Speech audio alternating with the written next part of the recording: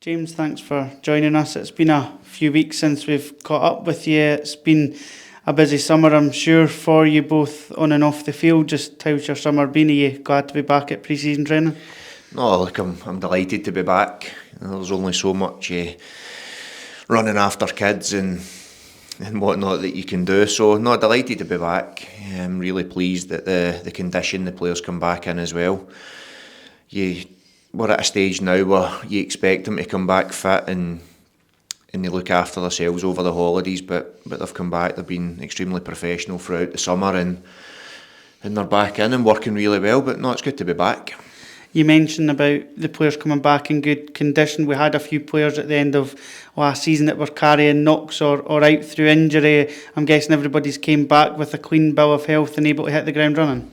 There's a couple that, to have picked up the worrying knee injury, the later stages of the season, and obviously we missed them out there for us at the remaining few games, and the player was obviously disappointed with that as well, but he's doing really well. We're delighted with the progress. He's 4 or 5 days probably behind the bulk of the group, so to speak, so I think will not feature tomorrow night against these 5, but he'll certainly be ready to go at the start of next week, and we'll assess it then if we want to risk him going up to Cove, or look, that's the way we've structured this pre-season. There's ample opportunity to get minutes into people before the cup starts, so we'll assess that. The other one that had a disappointing one was John Todd, and his first season coming in full time.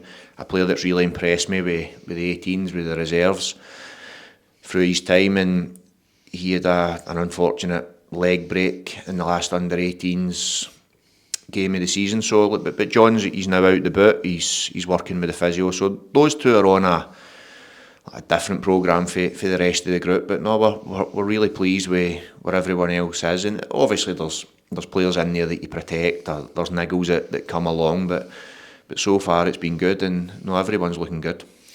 As we said, this is the first chance we've had to speak to you over the last few weeks. So you've been able to permanently bring in Chris Kane very early on in the summer. That must have really pleased you to get that done really early on, and then you've just made a sign-in today as well.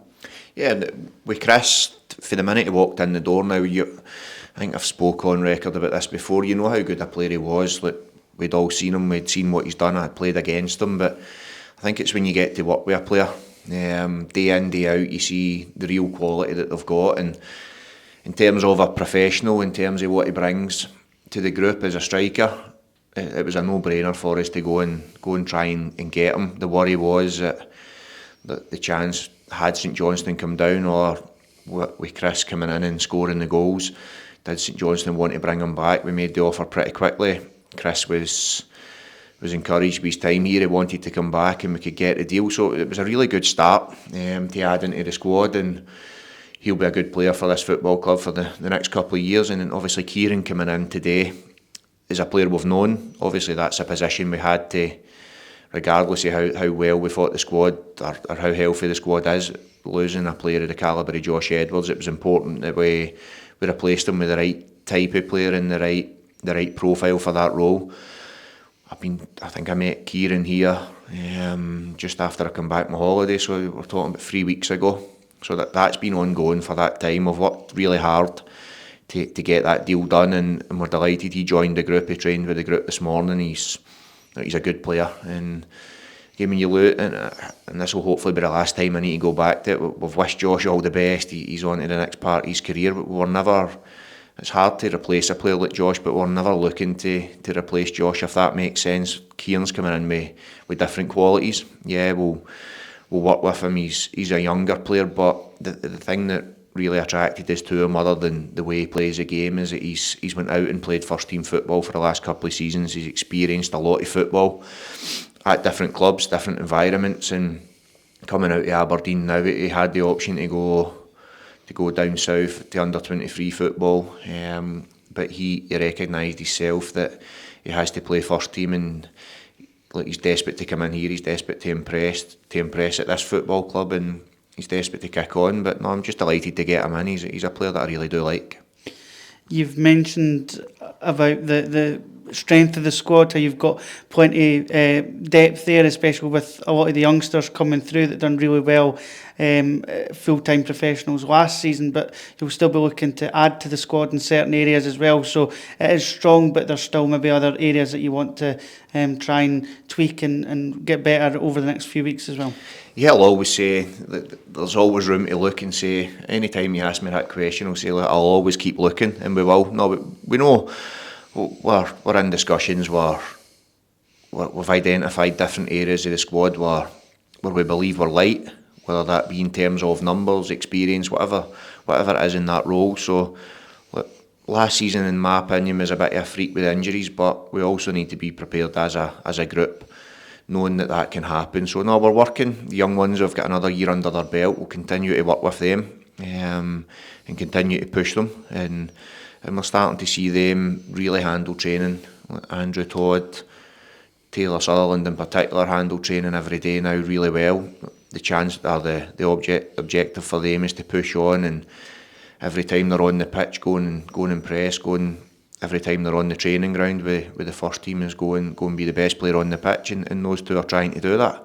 So that for the young group, and for what we're going to add to the group between now and the window closing, it has to be quality, it has to be the right players we're looking for. But getting Kieran in certainly today is one that will definitely help us after the departure of Josh, but I think it will help us in terms of what he brings as well.